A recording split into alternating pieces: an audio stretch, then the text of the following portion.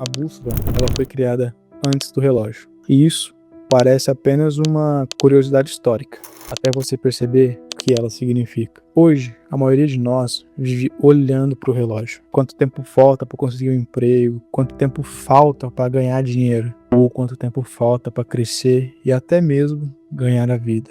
Porém, existe uma pergunta muito mais importante: para onde você está indo? Porque antes de medir o tempo, a humanidade precisa descobrir a direção.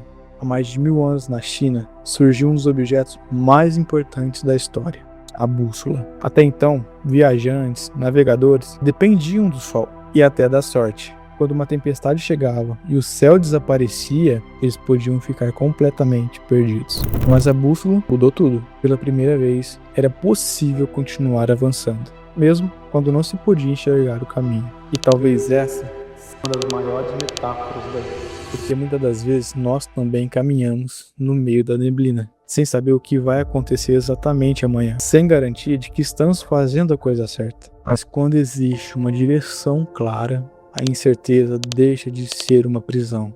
Séculos depois, graças à bússola, exploramos e atravessamos oceanos inteiros. Muitos deles não sabiam quanto tempo a viagem duraria. Não existia GPS, não existia previsão do tempo, não existia mapas completos. Existia apenas a direção. Isso foi o suficiente para que continentes fossem conectados e a história mudasse para sempre. É curioso pensar nisso porque os homens que mudaram o mundo não estavam obcecados pelo tempo, e sim estavam comprometidos com o destino. E hoje acontece exatamente o contrário. Vivemos na era dos relógios, dos cronogramas, dos prazos, dos aplicativos que contam cada minuto do nosso dia. E talvez nunca tenhamos estado tão perdidos, porque velocidade e direção são coisas totalmente diferentes. Por exemplo, um carro pode estar a 200 km por hora, mas não adianta de nada se ele estiver na estrada errada.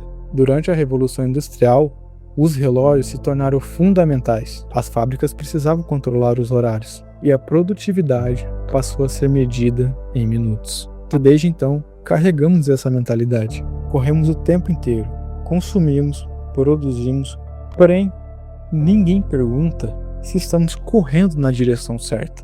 Por isso, talvez tantas pessoas estejam perdidas. Não porque andaram demais, porque gastaram anos com objetivos que nem eram um delas.